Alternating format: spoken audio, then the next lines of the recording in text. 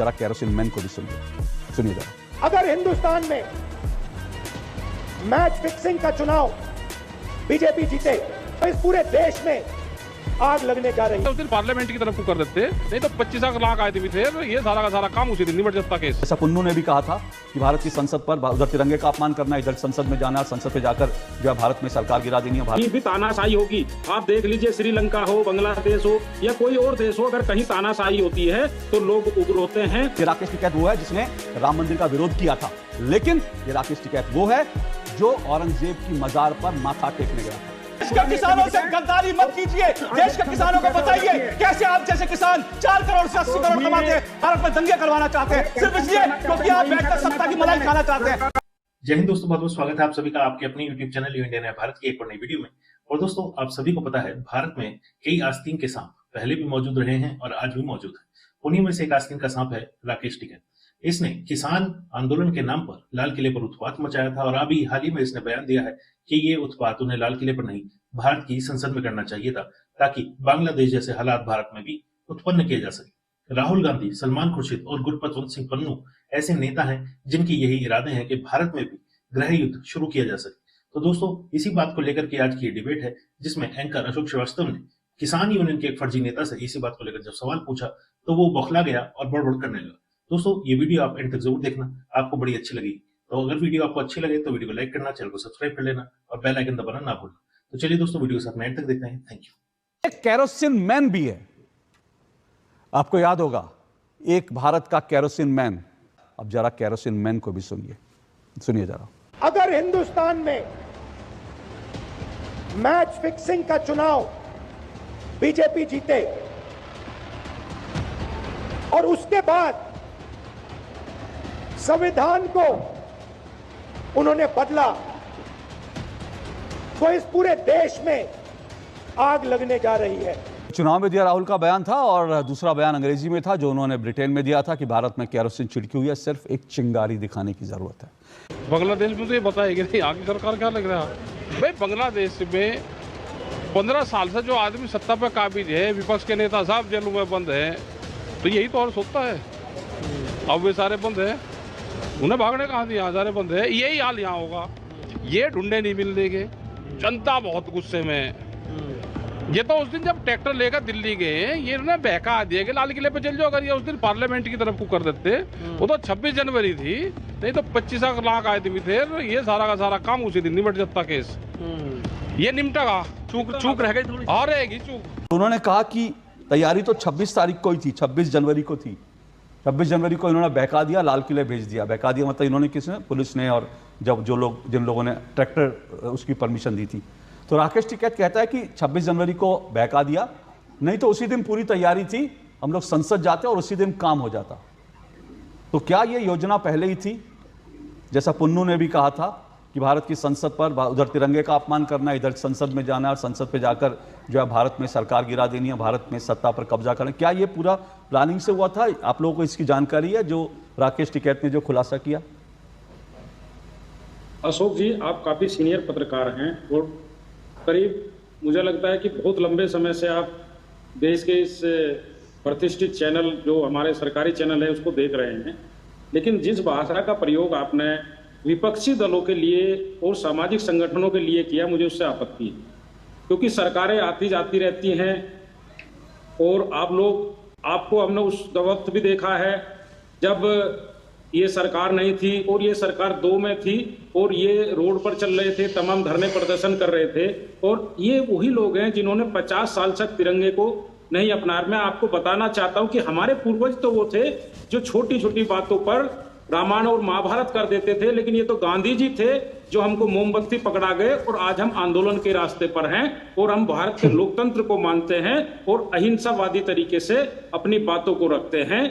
और आप दंगई और केरोसिन मैन और ये कहना उचित नहीं है, क्योंकि हमारे जितने आंदोलन होते हैं वो सब शांतिपूर्वक होते हैं और उनको गांधीवादी तरीके से हम करते हैं। वो लोग हैं जो लोकतंत्र को दबाना चाहते हैं, जो हमारे लिए कीले रोकते हैं और हमको रोकना चाहते हैं।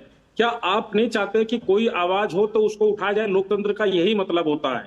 और उन्होंने जो कहा है वो कहा है कि कहीं भी तानाशाही होगी। आप देख लीजिए, श्रीलंका हो, बांग्लादेश हो या कोई और देश हो, अगर कहीं तानाशाही होती है तो लोग उग्र होते हैं और शांतिपूर्वक भी आंदोलन करते हैं और सत्ताएं बदल जाती हैं। साबित मलिक जी, ये नहीं साबित होता कि मलिक कब्जा जी, किया जाता साबित है। मलिक जी, मैंने फिर आंदोलन साबित मलिक जी ही सुनिए, एक ऐसा रास्ता साबित है, मलिक जी आप सुनिए, आंदोलन कर साबित मलिक जी सुनिए, हमको मैं आपसे आजादी साबित मिली मलिक है। जी सुनिए, साबित मलिक जी सुनिए, आपको ये शिकायत रहती है कि भाई मैं आवाज बंद कर देता हूँ, मेरी वो शिकायत सुनिए। तीसरी बार मैं आपसे सवाल पूछ रहा हूँ, ठीक है ना? मैंने अभी तानाशाही वाली बात पे आया नहीं, मैंने तीसरी बार आपसे सवाल पूछा, तीसरी बार सवाल पूछ रहा हूं और उसके बाद भी आपका जवाब नहीं आएगा तो मुझे दूसरे मेहमानों के पास जाना पड़ेगा। उसके बाद अगर आप बोलते रहेंगे तो मुझे कोई फर्क नहीं पड़ता। और मैं चाहूंगा फिर दूसरे मेहमान भी आपकी तरह जो है पूरे आदर के साथ मैंने बुलाया, उनको भी बोलने का मौका मिलना चाहिए। इसलिए आपके साथ और मेरी गुफ्तगू अकेली नहीं है, इसलिए मैं तीसरी बार आपको मौका दे रहा हूं सवाल पूछने का। मैंने सीधा सीधा पूछा कि राकेश टिकैत ने यह खुलासा किया है कि 26 जनवरी को ही पूरी तैयारी थी, वो तो हमको भेज दिया इंडिया लाल किले की तरफ, नहीं तो 26 तारीख को ही हमारी तैयारी थी पार्लियामेंट की तरफ जाने की और उसके बाद देश की सत्ता को पलट देने की। मैंने पूछा आपको ये जानकारी थी, ये राकेश टिकैत की अपनी योजना थी? नहीं, ऐसी कोई किसी संगठनों को जानकारी नहीं थी, ना ही कोई ऐसा उद्देश्य था। लेकिन जो आपने कहा इसका मतलब यह है कि साबित मलिक जो किसान आंदोलन में शामिल थे उनको यह पता नहीं था कि राकेश टिकैत का क्या षड्यंत्र कर रहे थे। राकेश टिकैत जो षड्यंत्र कर रहे थे उसके बारे में साबित मलिक को नहीं पता था। उसके अलावा इसका मतलब साबित मलिक को नहीं पता था, इसका मतलब बाकी नेता। अब इसके दो मतलब हैं, या तो राकेश टिकैत जैसे बड़बोला नेता है तो बड़बोलेपन में उसने बयान दिया है। मैं कभी इस तरह की भाषा का इस्तेमाल नहीं करता राकेश टिकैत के लिए, कभी नहीं करता। वो बहुत महान नेता नरेश, वो टिकैत, बाबा टिकैत के बेटे हैं, महान नेता। मैं सादर नमन करता हूं बाबा टिकैत को, लेकिन मैं कभी राकेश टिकैत के लिए ऐसी भाषा, लेकिन कल का जो मैंने बयान सुना, मैं मजबूर हूं आज राकेश टिकैत के लिए ऐसी भाषा इस्तेमाल करने के लिए। जो आदमी इस देश की डेमोक्रेसी का, इस देश के संविधान का, इस देश के 140 करोड़ लोग जो वोट से सरकार चुनते हैं उनका आदर नहीं कर सकता, मेरे लिए वो दंगाई है और इसलिए आज मैं उस भाषा का इस्तेमाल करूं। अब इसके दो मतलब हो सकते हैं, या तो राकेश टिकैत जो बड़बोला नेता है उसने बड़बोलेपन में कह दिया हाँ जी, क्योंकि पहले कहा था बक्कल तार देंगे पुलिस के, ये कर देंगे वो कर देंगे, तो बड़बोलेपन में ऐसा बयान दिया। या दूसरा कारण है कि उसने जो खुद षड्यंत्र बनाया था उसके बारे में बाकी लोगों को जानकारी नहीं दी थी। उसकी योजना थी कि संसद भवन पर जाकर हमला करने की, क्योंकि पहले भी उसने कहा था कि ट्रैक्टर जो है हमारे संसद में जाएंगे, संसद पर चढ़ाई कर देंगे, पहले भी ये राकेश टिकैत ने कहा था। तो योजना दरअसल राकेश टिकैत की थी जिसके बारे में साबित मलिक और बाकी जैसे किसान नेताओं को पता ही नहीं था। राकेश टिकैत कौन है उसके बारे में भी जान लीजिए, जिन लोगों का समर्थन करने वाले वो भी जान ले। ये राकेश टिकैत वो है जिसने राम मंदिर का विरोध किया था, लेकिन ये राकेश टिकैत वो है जो औरंगजेब की मजार पर माथा टेकने गया था। आप समझिए किस तरह का व्यक्ति है। राम मंदिर का विरोध किया, सनातन धर्म को गालियां दी, मतलब सनातन का अपमान किया कि ये मंदिरों में लोग ऐसे जाते हैं, ये होता है, लेकिन उसके बाद औरंगजेब की मजार पे माथा टेकने गया था। तो राकेश टिकैत है जो तब नजर नहीं आया और साबित मलिक जी भी नजर नहीं आए। मुझे वादा भी किया था, मुझे मालूम नहीं साबित मलिक जी आपने वादा किया था मेरे कार्यक्रम में, अगर आपके पास तस्वीर हो तो मुझे दिखाइए, मैं फ्लैश भी करूंगा। 1200 किसान कर्नाटक में आत्महत्या करी थी, एक किसान नेता वहां नहीं गया। राकेश टिकैत को एक बार चिंता नहीं हुई, क्योंकि वो राकेश टिकैत क्योंकि कांग्रेस के इस वक्त नाम पे राजनीति कर रहा है, इसलिए जो है कर्नाटक में जाता है तो उसको जो है जो कांग्रेस से जो सांठगांठ है ना वो फिर घर ही रह जाती। ममता बनर्जी का भी आज सपोर्ट इसलिए किया, देश के खिलाफ रुकिए। साबित मलिक सुनिए, सच्चाई बोल रहा हूं, सुनिए, तस्वीर हो तो दिखाइएगा। 1200 किसानों के परिवारों का दर्द आप जानने के लिए गए थे तो तस्वीर हो तो मुझे भेजिए, मैं अभी चलाता हूं।